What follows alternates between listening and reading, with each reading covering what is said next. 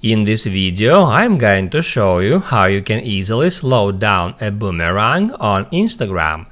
Be sure to watch the video to the very end so you don't make any mistakes, and of course do not forget to like this video and subscribe to my channel.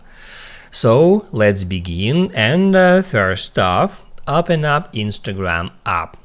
Then swipe to the right to bring up story camera, and then right here you can find this loop icon. You can tap on that to activate boomerang mode, and then you can just record short boomerang video, and if you want, you can now slow down this video using boomerang inbuilt feature.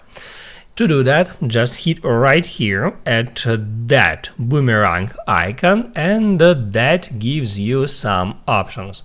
So first off, if you want, you can trim your boomerang in that way. You can trim it from the start or from the end if you want.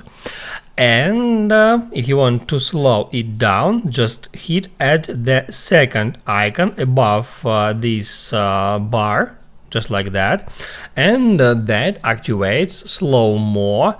So now you can hit at done, and then you can continue editing that boomerang in the way you want. Now you can write down in the comments below if you have any questions about that tutorial, and also I recommend you to check out my Instagram tutorials playlist, which you can easily find in the description.